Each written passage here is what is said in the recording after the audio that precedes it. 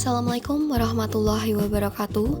Perkenalkan, saya Nisha Amalia Salsabila dengan NIM 240701600060 dari kelas Psikologi 4B. Di sini saya akan membahas tentang ilmu tradisi Yunani pada mata kuliah Falsafah Kesatuan Ilmu yang diampu oleh Ibu Siti Hikmah. Pada kesempatan kali ini saya akan membahas terkait pengertian ilmu tradisi Yunani, periode perkembangan ilmu Yunani, ciri-ciri ilmu tradisi Yunani, konsep kesatuan ilmu dalam tradisi Yunani, relevansi terhadap falsafah kesatuan ilmu, konsep ilmu dalam Al-Quran dan hadis, perbandingan tradisi Yunani dan Islam, dan yang terakhir yaitu relevansi terhadap ilmu psikologi. Baik, langsung masuk ke pembahasan pertama, yaitu pengertian ilmu dalam tradisi Yunani. Ilmu tradisi Yunani biasanya merujuk pada kumpulan pengetahuan, pemikiran, dan ajaran yang berasal dari peradaban Yunani kuno. Tradisi ini sangat berpengaruh pada perkembangan ilmu pengetahuan, filsafat, dan budaya barat sampai sekarang. Ada beberapa ciri utama dari tradisi ilmu Yunani. Yang pertama yaitu mengutamakan rasio atau akal, yang mana orang Yunani mulai menjelaskan dunia dengan logika dan pemikiran rasional, bukan hanya sekedar mitos atau cerita dewa-dewi. Tokoh pentingnya misalnya Socrates, yaitu seseorang yang terkenal dengan metode bertanya untuk mencari kebenaran. Yang kedua yaitu Plato, murid Socrates yang mengembangkan banyak gagasan tentang realitas dan pengetahuan.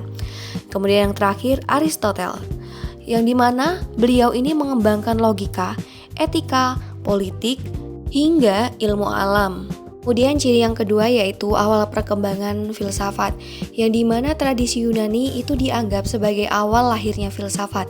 Mereka mulai bertanya hal-hal mendasar seperti, apa itu kebenaran? Apa hakikat manusia? Bagaimana cara hidup yang baik? Kemudian yang ketiga adalah dasar bagi banyak ilmu, yang dimana dari tradisi Yunani lahir berbagai cabang ilmu, misal logika, etika, politik, matematika, ilmu alam. Yang mana tokoh matematika terkenal misalnya Pythagoras, yang terkenal dengan teorema Pythagoras. Kemudian ciri yang keempat yaitu berpengaruh sampai sekarang. Pemikiran Yunani menjadi dasar bagi perkembangan ilmu di Eropa, dunia Islam, dan pendidikan modern. Banyak karya mereka diterjemahkan dan dipelajari oleh ilmuwan Muslim pada masa keemasan Islam. Jadi kesimpulannya, ilmu tradisi Yunani adalah tradisi pemikiran yang menekankan akal, logika, pencarian kebenaran secara rasional, yang kemudian menjadi dasar banyak ilmu pengetahuan di dunia. Orang Yunani mengubah cara berpikir dari cerita dewa-dewi menjadi penjelasan rasional.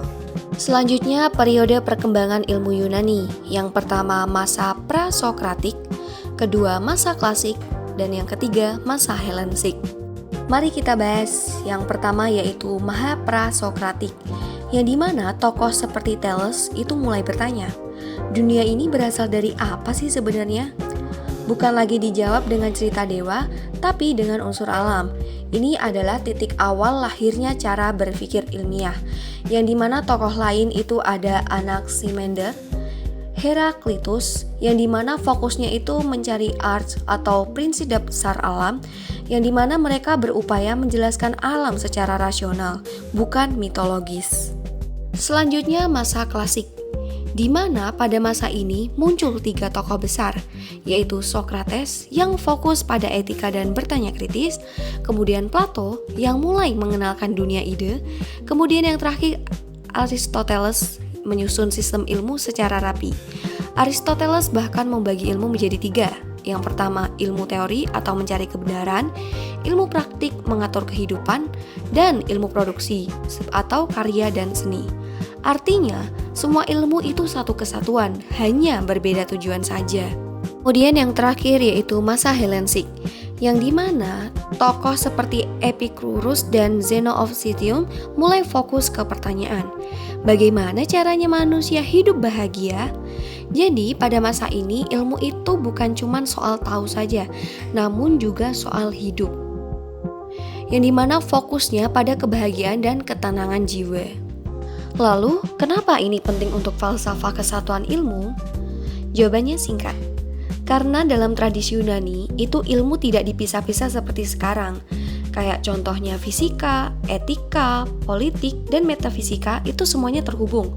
Jadi tujuan akhirnya itu tetap satu, yaitu mencari kebenaran dan kebijaksanaan. Jadi konsep kesatuan ilmu sebenarnya sudah punya akar sejak Yunani kuno. Selanjutnya ada ciri-ciri ilmu dalam tradisi Yunani.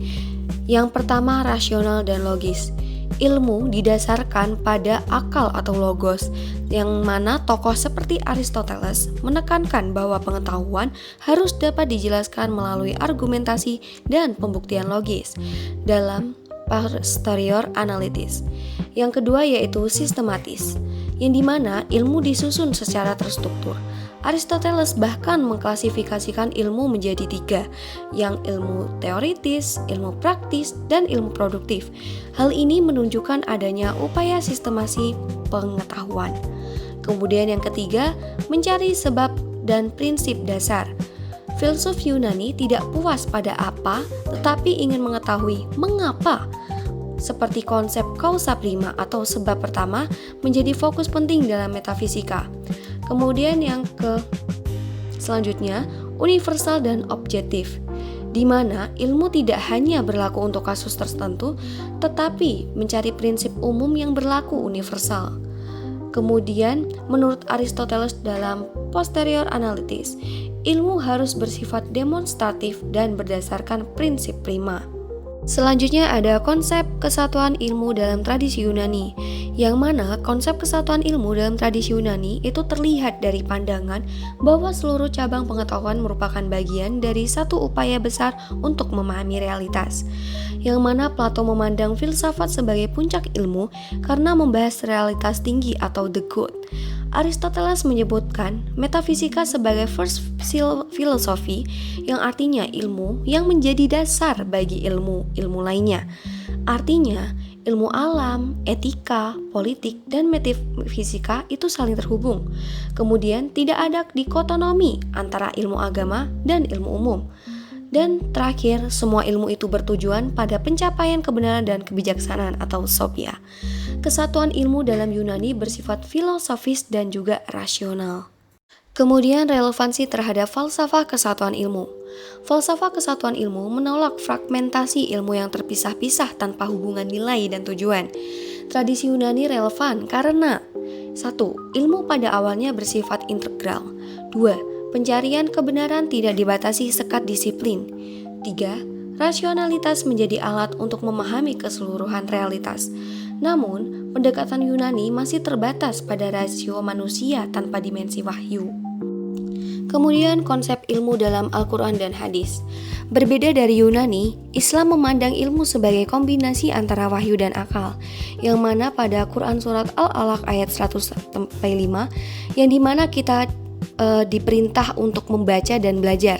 Kemudian Quran Az-Zumar ayat 9, yang dimana isinya tentang keutamaan orang berilmu. Kemudian ada Quran Surat Al-Mujadilah ayat 11, yang dimana isinya Allah meninggikan derajat orang berilmu. Jadi pada intinya Al-Quran juga berulang kali mengajak manusia untuk berpikir atau tafakur, menggunakan akal atau ta'akul, dan merenungi atau tadabur. Kemudian pada hadis, Rasulullah SAW bersabda, menuntut ilmu adalah kewajiban bagi setiap muslim. Hadis riwayat Ibnu Majah. Ilmu dalam Islam tidak hanya untuk mengetahui, tetapi untuk membentuk akhlak dan mendekatkan diri kepada Allah. Dengan demikian, konsep ilmu dalam Islam itu bersumber dari Allah, mengintegrasikan akal dan wahyu, dan memiliki dimensi moral dan spiritual. Selanjutnya, perbandingan tradisi ilmu Yunani dan Islam. Pada aspek sumber ilmu, tradisi Yunani lebih menggunakan akal, sedangkan tradisi Islam itu kombinasi antara wahyu dan akal. Pada aspek tujuan, tradisi Yunani itu kebenaran nasional, dan tradisi Islam itu kebenaran dan juga penghambaan. Pada aspek dasar kesatuan, tradisi Yunani itu lebih ke filsafat, kalau tradisi Islam itu tauhid. Kemudian pada aspek dimensi spiritual, tradisi Yunani lebih terbatas, sedangkan tradisi Islam sangat sentral. Nah, selain itu, tradisi Yunani dan juga Islam mempunyai kesamaan, yaitu sama-sama menghargai akal dan juga sama-sama mencari kebenaran universal. Perbedaan utamanya itu terletak pada Yunani berhenti pada rasionalitas, sedangkan Islam menambahkan wahyu sebagai penuntut akal. Kemudian relevansi terhadap ilmu psikologi. Akar psikologi modern itu berasal dari filsafat Yunani, yang dimana dalam karya De Anima, Aristoteles membahas tentang jiwa atau psyche sebagai prinsip kehidupan. Ini menjadi pondasi awal psikologi barat, yang dimana Plato juga membagi jiwa menjadi 3, yaitu rasional, emosional, dan nafsu. Sedangkan dalam Islam, konsep manusia itu mencakup nafs, qalb, dan akal. Perbedaannya, psikologi Yunani dan Barat awal bersifat rasional dan naturalistik, sedangkan Islam menambahkan dimensi spiritual dan tanggung jawab moral. Dalam kerangka falsafah kesatuan ilmu, psikologi itu seharusnya 1. Tidak hanya membahas perilaku dan proses mental, 2. Tetapi juga membahas makna hidup, moralitas, dan relasi manusia dengan Tuhan. Dengan demikian, integrasi tradisi Yunani dan perspektif Islam dapat melahirkan pendekatan psikologi yang holistik. Baik, cukup sekian yang dapat saya sampaikan. Semoga mendapatkan manfaat untuk kita semua. Kurang lebihnya saya mohon maaf. Akhirul kalam, wassalamualaikum warahmatullahi wabarakatuh. Terima kasih.